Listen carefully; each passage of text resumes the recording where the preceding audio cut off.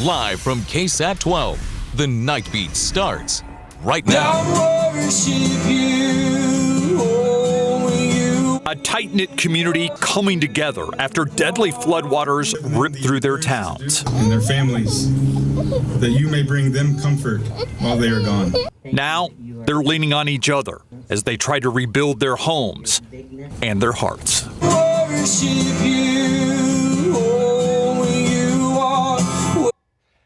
A glimpse of the Kerr County community coming together tonight at Antler Stadium in Kurville for a vigil to remember those who died in the floods last week. We have team coverage again tonight in Kerr County to cover the very latest.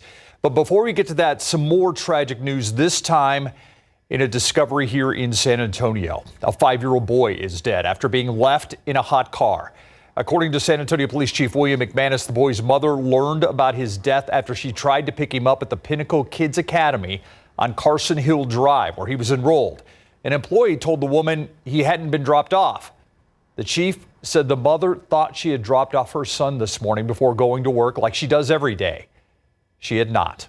Instead, the young boy left in her vehicle all day while she was at work nearby. At last check, no criminal charges have been filed against the mother. The police chief calling it a sad reminder of the importance of not leaving humans or pets inside hot vehicles. Now we return to our neighbors in the Hill Country, where searchers continue to look for people who haven't been seen since Friday's floods. Our Stephanie Jimenez live in Kurville tonight to tell us about how people there are also getting help. Steph, I understand a new center opening up there. Yeah, that's correct, Steve. It's actually opening up tomorrow. Right now, we're standing outside of the First Baptist Church over on Washington Street. This is where FEMA is going to open a disaster recovery center tomorrow morning. And this is where people are going to be able to come and access face-to-face help, apply for FEMA help, but also get hooked up with other forms of assistance that maybe they didn't know was available to them previously. And maybe even if you've never been through loss of this magnitude, you understand that this loss is difficult for everybody here to process, especially considering that we're still learning new information. We know that in Kerr County, just in Kerr County, at least 96 people are dead, and of those, 36 are children, and at least 161 people are missing. And then that's just the Kerr County number. Overall in Texas, at least 118 people have died, and at least 172 people are missing. You know, it's been 5 days since this tragedy, and naturally, with the people who are still missing, their relatives are still holding out hope. They want some form of closure, and they are getting some help with that. We do know that retired military members, a group of retired Special Forces members, are here to help those family members with that. Our John Paul Barajas spoke with them today, and he has this report. Stephanie, right now we are off Canyon or Center Point Lake and the Guadalupe River, where the water here is still flowing pretty strong, and there is still lots of signs of how strong and how powerful the water was just days ago. Looking at these trees that have been snapped in half, bent backwards, the water here at one point about 25 to 30 feet high. On the same note, there is also signs and of the recovery and work and recovery efforts that have been made here. Behind those trees are excavators. They're parked right now, but they've been pulling apart piles of debris for days. It's hard physical work, and by day 5, it likely means there is little reward involved, as rescues are now mainly recoveries. Many of them are caught up in branches and trees underneath the water. It's going to require a little bit of time for that, and that's what makes it hard. Retired Green Beret Pete Duck Chambers explains during these tough times, he and others searching for missing loved ones try and take solace in providing families some type of closure. Because they are pulling bodies out just up the road right over there. On this mission for yourself, how many bodies have you come across? Oh gosh, 4 personally. By the day, the emotional toll continues to wear on those who are already working around the clock. The death toll is above 100. Yeah. The unaccounted people is above 150. Yeah. Going into day 5 of this, is it grim to think about the fact that this death toll could surpass 200 people? Yeah, I believe it will.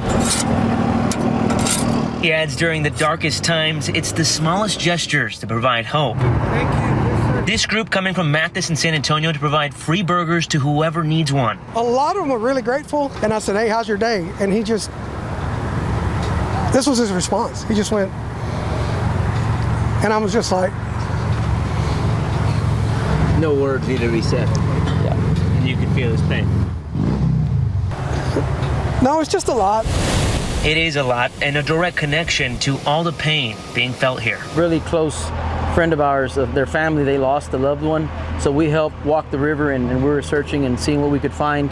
You were there as part of search, rescue, and recovery. Now you're back in a different form of recovery, but to nourish physically and mentally those who are out here helping out. That's right. The Gazzanera and Martinez families who were looking for a family friend tell us they have found his truck, but have not found their loved one. Although through that grief, they said they wanted to be out here today to provide some type of hope and lift others' spirits up. Stefania?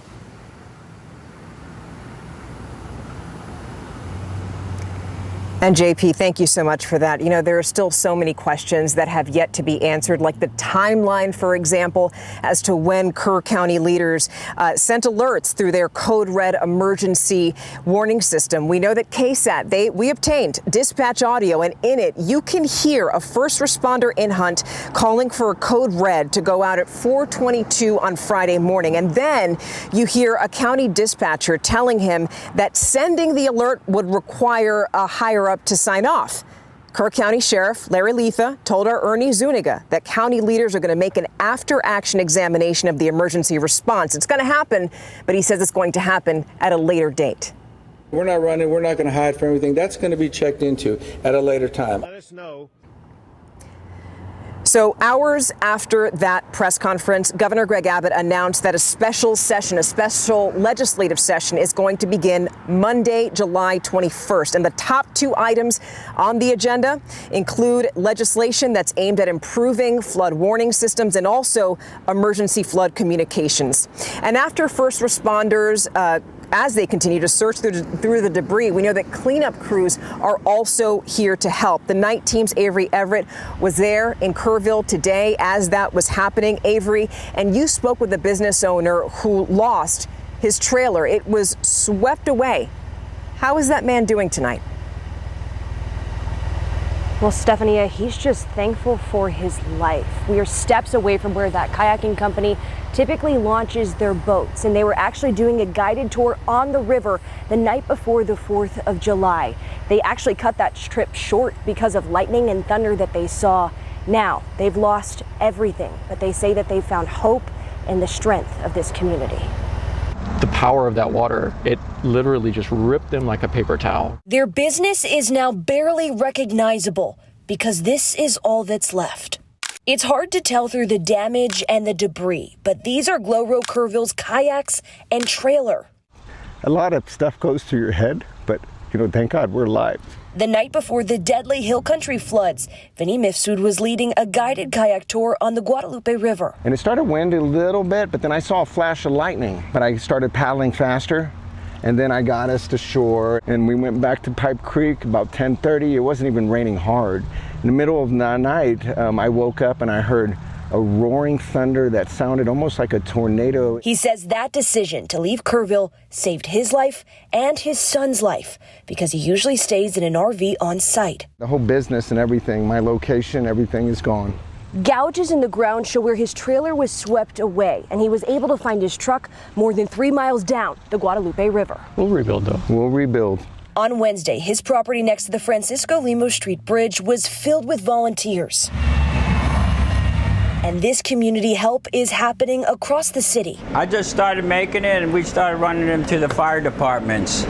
Carmine Fazzolati has been making and baking pizzas all weekend long, donating this food to first responders, victims, and volunteers. We probably have a couple of weeks of this going on. We're prepared for the long haul to do this. He even dropped off pies to the Mifsud family. A lot of people say this is an act of God, but the act of God is people helping people. In tragedy, hope can be hard to come by. That's why businesses say they're banding together to keep Kurville strong. The Kurville Area Chamber of Commerce created a fund to support businesses affected by this flood. If you want to help at home, we have links to donate on KSAT.com.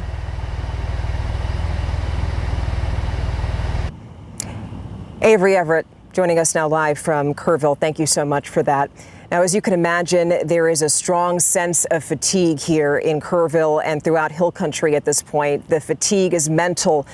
It's physical. As you know, it's been nonstop here since Friday, but hopefully people here are going to start to see more help coming in once that FEMA aid comes through.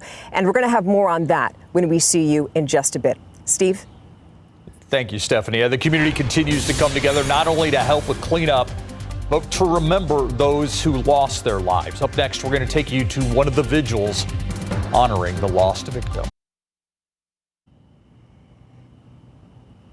The city of Kurville has always been united, but now we're seeing that more than ever.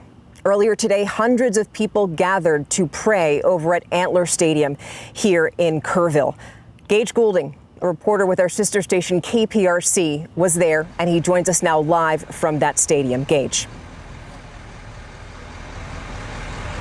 Yeah, hey, you could tell that this was an incredibly emotional night for so many, right? There was this heaviness in the air. You could feel the sadness, the grief, the mourning. But really, this is the first time that the Kerr County community has had the opportunity to come together, to sing, to pray, and to hold one another up. You never stop working. You never stop working, even when I see it. We're in Kurville, Texas tonight. That he would tell us that the kingdom of God is like serving thousands of free meals every day to volunteers and first responders. Kingdom of God looks like hundreds of volunteers walking our riverbanks on a daily basis with chainsaws and equipment and things that they can clear the path for families to be able to have closure with what they're doing.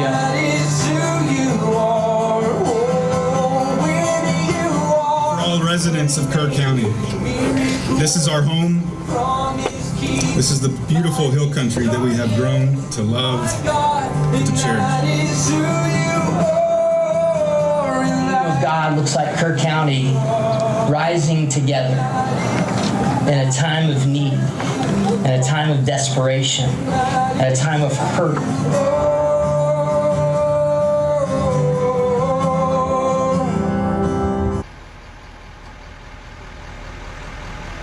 This is a community that is knocked down. They are on their knees. They're hurting. But if one thing is for certain, I will tell you this. Kerr County, they will overcome. They will support one another. They'll hold each other up, and they will not stop until that final person is found. We're live in Kurville. Gage Goulding, KSAT 12 News. Kerr County rising together. Powerful. Thank you, Gage. Switch over to weather right now. Talk about the fact we're seeing some rain. Is it done for a while, Adam? It is, Steve. It's not just done for the night, but I think it's done for a few more days. And you look at authority radar at the moment, and what we did have in the hill country earlier has dissipated, and the last little bit of it was close to Lake Buchanan there. Otherwise, it has all come to an end. Now, taking a look at the rainfall from today, we did have a few downpours, even during our broadcast earlier today, in and around Kurville and over to Hunt. Now, this was heavy and brief, but not enough to cause additional flooding or additional issues. And this is the kind of rain we anticipate by this upcoming weekend, a few more rounds of this kind of action. So for example, let's go closer to Hunt, and you see the actual radar estimates here of about 7/10 of an inch to nearly an inch of rain in Kerr County, and even Kurville picked up a little bit as well. Elsewhere today, really most of the rain fell in Gonzales County and even parts of Lavaca County. Notice east of San Antonio between I-10 and I-37 is where we had this bullseye. Gonzales County over 3 inches, some heavy rain. Now there was not a flash flood warning there because this is one area where we haven't had as much recent rainfall, and the drainage is very different than in the hill country, and it's not quite as conducive to the quick flash flooding. So this is everywhere we had rain today. Going into tomorrow, it's going to be a quiet day, and actually a couple of quiet days. We're looking at wall-to-wall sunshine tomorrow, 75 in the morning, 88 at noon, and then 94 for the high temperature. Really close to average for this time of year, to be honest with you. A seasonable day, but very humid as well. In the next couple of days, going to be dry. Sure, a 10% chance of a shower on Friday. By Saturday, we get up to 30% chance again. So I think the radar is going to look similar to what it was today, with some of those random pop-up downpours and then maybe a little bit more action farther east of San Antonio, but just that isolated activity that's expected to pop up. I want to give you an update on the area lakes. Now, Canyon Lake was 46% full. Now it's up to 64% full. It's 19 feet below the conservation pool and up 12 feet since July 4th. Medina is at 5%. That's a rise of about 2.5 percentage points. It's still 84 feet below the conservation pool and 9 feet up since July 4th. Keep in mind, Medina has a very small watershed. The Medina River, it's rain that just in Bandera County flows down into the Medina Lake Reservoir. But it's a good thing Travis was low too, because it was able to absorb that swell of water from the lower Colorado River as well. Going forward, quiet into next week. Notice Monday, Tuesday, Wednesday, we have another dry situation coming our way. That's because our little disturbance that's overhead that's moving out. We're going to be dry the next few days, and Saturday, a brief chance. Upper level high, that settles in for the first part of next week. So nothing but sunshine and dry Monday through Wednesday, Steve. Coming up, President Trump has approved federal disaster assistance for the Hill Country, and that's going to free up money for the people who need it. And coming up, we're going to discuss how flood survivors can now get FEMA aid. When it comes to the survivors in Kurville and all over the Hill Country, they need help. But they need that help in so many different ways. And one of those ways is money. The federal government says that help is coming in the way of FEMA. But the question is when people are going to start to see that money. The damage is everywhere you look in Kerrville. Trees, cars, homes. Now, people hope FEMA can help. The water level was up to here. Timothy Gloria lives on Waterfront Drive. His home had some damage. Everything in here was floating around. But his main worry is his car. It got water damage. I can't go without a car. I need it. Timothy applied for FEMA aid. He hopes to use it for car repairs. Just across the street from Timothy, we found a crew of volunteers clearing debris. And people see the comfort and the restoration that God's going to bring out of it. And lean on him. They're with Restoration of Hope, a nonprofit from Texarkana. They've been here since Monday. I brought 11 guys. One of our guys down at the local company down there donated the Bobcat. Now that Danny Stone has seen all the damage, he says FEMA can't come soon enough. Others fear that FEMA's the only source of aid they'll get. One woman doesn't have flood insurance. It's too expensive. Still don't know if they can recover my home, if it will be livable, or if they can remodel. As for Timothy, he wants to stay focused. He says it's the only way he'll get through. A small state of depression would kick in, but then, a real dark hole kind of hurts. And if you sit still, it attacks you. But then if you keep working. So this is how people can start to apply for FEMA aid. The easiest way is to do it online at disasterassistance.gov. There's also a FEMA app that you could download to your phone or any mobile device. You can also call the FEMA helpline at 1-800-621-3362, and you can call that number from 6 a.m. to 10 p.m. So we still have a lot of questions here. One of those questions is exactly how much money FEMA has for the people here in Kurville and throughout Hill Country who are dealing with the effects of this awful flood.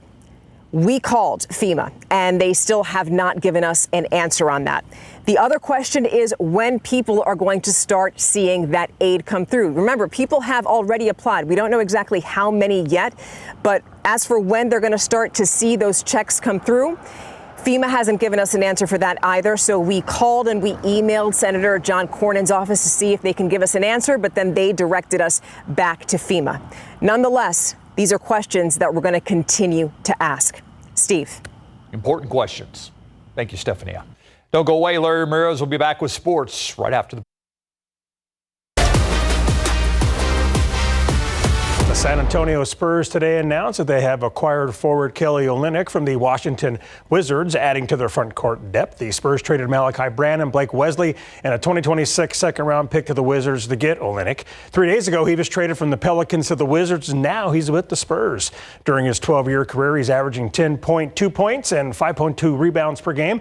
He's played for Boston, Miami, Houston, Detroit, Utah, Toronto, and New Orleans. Last night, the Spurs wrapped up California Classic play by losing to the Lakers 89-88. The Spurs led by 14 with 4:44 left in the fourth, only to watch the Lakers come back to win. David Jones Garcia led the Spurs with 25 points. And first-round draft pick Carter Bryant, he scored 9 points. So how does he feel about the 2 games that he played in Cali?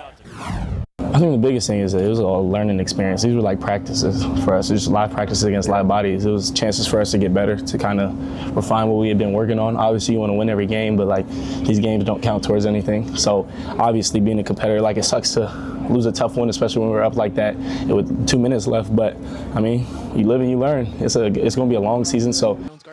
The Spurs are now in Las Vegas, where they'll face the 76ers tomorrow night at 9 at the Thomas & Mack Center. NFL training camps are right around the corner. The Dallas Cowboys will make their arrival to Oxnard, California on July 20th. In the meantime, one Cowboys DB is enjoying off-season workouts right here in San Antonio at Bebe McClinton's All Sports Speed and Conditioning. Bebe is known as one of the most intense and demanding trainers in the business, which is the big reason why pro athletes go out of their way to get in his gym. This morning, Keemon Hall, a Cowboys DB, was in town for what he called an off-season tradition, working out with Bebe. Hall is gearing up for his second training camp with the Cowboys, but his first with new defensive coordinator Matt Eberflus. And Hall sounded very excited about what Eberflus and the Cowboys' new coaching regime is doing up in Big D. He bringing that energy, and for sure, you know, his defense is like the old Tampa Bay.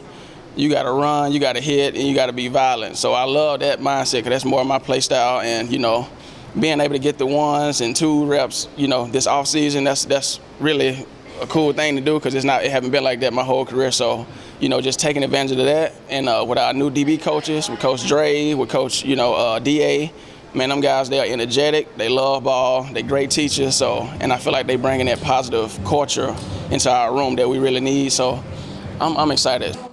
Hall signed a 2-year deal back in December, but still has work to do to make the 53-man roster. And check it out, Spurs guard Julian Champagnie was there working out as well. We are one day closer to the 2025 Major League Baseball draft. Former Johnson star Kason Cunningham is expected to go in the first round, and he's also expected to be the first San Antonio area player off the board. Yesterday, we got to chat with Kason, one of the top high school prospects in this year's draft, and we asked him about the process of getting to this point. Yeah, I think you take everything with a grain of salt. You know, it's still baseball at the end of the day. It's a kid's game, so just keeping it fun, hanging out with my boys. You just got to remember it's just a kid's game, and just continue to have fun playing the game. Can you anticipate at all what you're going to be feeling like on Sunday when the draft starts? I'm trying to imagine myself like what I'm feeling and what put myself in that spot. But yeah, I just can't wait for that feeling. The first round of the MLB draft will start this Sunday at 5 p.m. local time.